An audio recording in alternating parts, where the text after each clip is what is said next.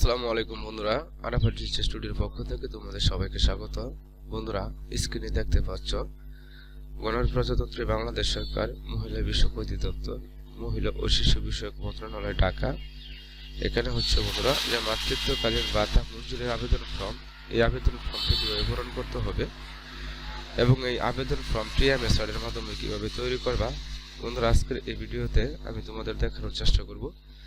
তার আগে ছোট্ট একটা রিকোয়েস্ট, যারা আমার চ্যানেলে নতুন অবশ্যই আমার চ্যানেলটিকে সাবস্ক্রাইব করবা এবং পাশে থাকা নোটিফিকেশনটি অন করে রাখবা। বন্ধুরা, এখানে হচ্ছে গণপ্রজাতন্ত্রী বাংলাদেশ সরকার, মহিলা বিষয়ক অধিদপ্তর, মহিলা ও শিশু বিষয়ক মন্ত্রণালয়, ঢাকা।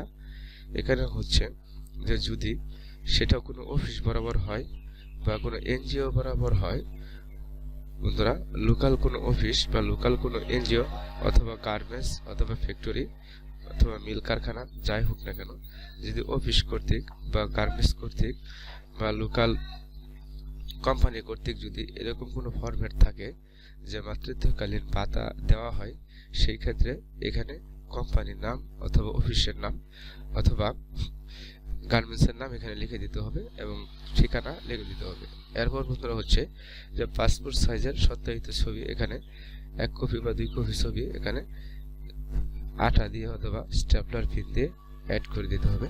এরপর দেখো বন্ধুরা, মাতৃত্বকালীন ভাতা মঞ্জুরির আবেদন ফর্ম, এই ফর্মটি এভাবে লিখতে হবে। এরপর একটি টেবিল করতে হবে বন্ধুরা, এমএস ওয়ার্ডের মাধ্যমে একটি টেবিল করতে হবে। টেবিলের মাধ্যমে এই ফর্মটি তৈরি করতে হবে। বন্ধুরা, যদি তোমরা এমএস ওয়ার্ডের মাধ্যমে এই ফর্মটি তৈরি করতে না পারো, সেই ক্ষেত্রে আমাকে কমেন্ট বক্সে কমেন্ট করে জানাবা। আমি তোমাদের কমেন্ট অনুযায়ী এই ফর্মের যে পিডিএফ ফাইলটি আছে, এই ফাইলটি তোমাদেরকে দেওয়ার চেষ্টা করব। বন্ধুরা দেখো, এটি একটি পিডিএফ ফাইল। এই পিডিএফ ফাইলটি এখানে প্রথমে বলা হচ্ছে যে মাতৃত্বকালীন ভাতা মঞ্জুরির আবেদন ফর্ম। এখানে আবেদনকারীর নাম, এখানে আবেদনকারীর পিতার নাম। বন্ধুরা, এখানে আবেদনকারীর নাম বাংলায় লিখতে হবে, পিতার নাম বাংলায় লিখতে হবে, মাতার নাম বাংলায় লিখতে হবে এবং স্বামীর নাম এখানে লিখতে হবে বাংলায়। এরপরে বন্ধুরা এখানে বর্তমান ঠিকানা লিখতে হবে, অর্থাৎ আপনি যে জায়গায় বর্তমানে অবস্থান করতেছেন, বাংলাদেশের যে কোনো জায়গা হোক, সেই বর্তমান ঠিকানা এখানে দিতে হবে। অথবা আপনার আইডি কার্ডের পিছনে যে ঠিকানা দেওয়া আছে, সেই আইডি কার্ডের পিছনে ঠিকানা অনুযায়ী ঠিকানা দিতে হবে। এবং স্থায়ী ঠিকানা, যদি বর্তমান ঠিকানা এবং স্থায়ী ঠিকানা একই হয়, সেই ক্ষেত্রে এখানে ওই দিয়ে দিলে হবে অথবা পুরো ঠিকানা লিখলে হবে। আর যদি আপনার বর্তমান ঠিকানা একটা আর স্থায়ী ঠিকানা একটা, বর্তমানে আপনি কোন জায়গায় বসবাস করতেছেন এই ঠিকানা এখানে দিবেন এবং স্থায়ী ঠিকানা আপনি স্থায়ীভাবে কোন জায়গায় বসবাস করবেন এই ঠিকানা এভাবে দিতে হবে। এরপর দেখো বন্ধুরা, 7 নম্বরে আছে যে মোবাইল নাম্বার, অর্থাৎ যে মোবাইল ফোনের মাধ্যমে ভুক্তভোগীর সাথে, অর্থাৎ মাতৃত্বকালীন ভাতার যে মঞ্জুরি ভাতার জন্য যে আবেদন করা হচ্ছে যার জন্য, তার একটা সচল নাম্বার এখানে দিতে হবে এবং তার জন্ম তারিখ এখানে সুন্দর করে লিখে দিতে হবে। এখানে দিন দিতে হবে, এখানে মাস দিতে হবে, এখানে বছর দিতে হবে, এখান থেকে বছর লেখা শুরু হবে বন্ধুরা।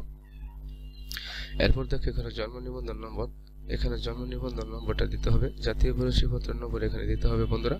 এই ঘরগুলায় সুন্দর করে জাতীয় পরিচয়পত্র নম্বর বসিয়ে দিতে হবে। এরপর শিক্ষাগত যোগ্যতা, কোনো যোগ্যতা আছে কিনা সেই যোগ্যতাটি এখানে বসিয়ে দিতে হবে। রক্তের গ্রুপ, বন্ধুরা এখানে রক্তের গ্রুপটি দিতে হবে বাংলায়।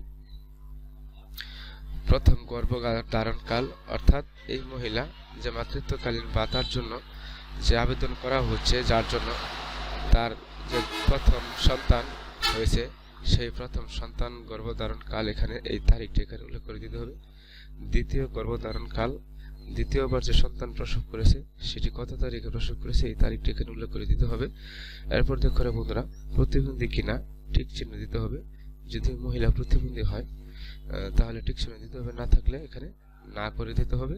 এবং পেশা, সে কি করে, কি কাজের সাথে সে সম্পৃক্ত, এই পেশা এখানে উল্লেখ করে দিতে হবে। মাসিক আয়, তার মাসিক আয় কত, এই মহিলার মাসিক আয় কত সেই মাসিক আয়টি এখানে উল্লেখ করে দিতে হবে।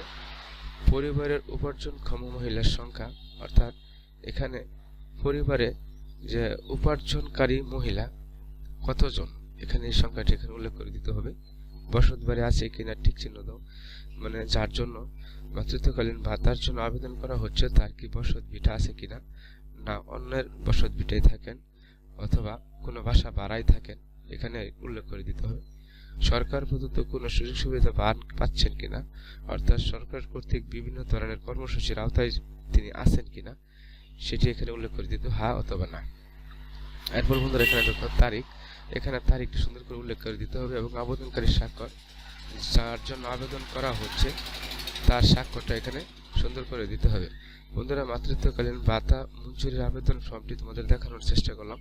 যদি এই ফর্মটি তোমাদের প্রয়োজন পড়ে অবশ্যই আমাকে কমেন্ট বক্সে কমেন্ট করে জানাবে এবং তোমাদের জিমেল অ্যাড্রেসটি দিয়ে দেবা। আমি তোমাদের এই জিমেল অ্যাড্রেসে এই মঞ্জুরিকালীন ভাতার আবেদন ফর্মটি পিডিএফ আকারে তোমাদের চেষ্টা করব। সবাই সুস্থ থাকবে, সুন্দর থাকবে। আসসালামু আলাইকুম ওয়া রাহমাতুল্লাহি ওয়া বারাকাতুহু।